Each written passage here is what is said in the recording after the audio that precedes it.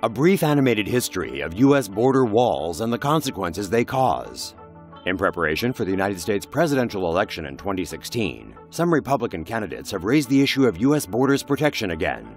Donald Trump wants to build a wall along the length of the U.S.-Mexico border, while Wisconsin Governor and 26 Grand Old Party presidential hopeful Scott Walker said he wouldn't rule out building a fence between the U.S. and Canada. However, the history of U.S. border protection has shown the idea of a brick-and-mortar wall to be unfeasible. The U.S. and Mexico share a common border of about 2,000 miles or 3,200 kilometers. The construction of the so-called border wall first began in 1993 between San Diego and Tijuana. By 2006, only 14 miles of the fence had been completed, at a cost of $39 million. In 2008, an amendment was passed to build 670 miles of fencing by the end of the year. But by 2011, only 649 miles of fences scattered in disconnected pieces along the southwest border had been completed. Of those, 299 non-contiguous miles of vehicle barriers were built at an approximate cost of $1.7 million per mile.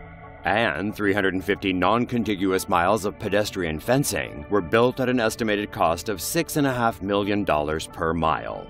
The project is too expensive to ever be finished. Also in 2011, a virtual wall was announced with mobile surveillance and unmanned drones across the entire 2,000-mile border to be implemented at a cost of over $7 billion. A pilot program with 53 miles of virtual surveillance was launched in Arizona, but later abandoned after $1 billion was spent. The project was deemed not to be cost-effective. Donald Trump said in an interview that as president, he would use his negotiating skills to make Mexico pay for the cost of building physical border walls. But the problem is not only financial. Physical walls have not only failed to slow illegal immigration, but have also caused a rise of migrants' deaths. With higher security, people still attempt the crossing, but in more remote and risky border areas. At the same time, walls can cause environmental problems, such as the erosion of mountains, the dumping of erosion waste into rivers, and consequential flooding. Physical fences also restrict the movement of animals, impeding their ability to find mates, food, and water sources. At this point, virtual walls seem to be a more feasible solution. However, some Americans are worried about the privacy issues related to high-tech surveillance. Others have expressed concerns about the health safety issues related to the use of lasers, radar, and biometric technology.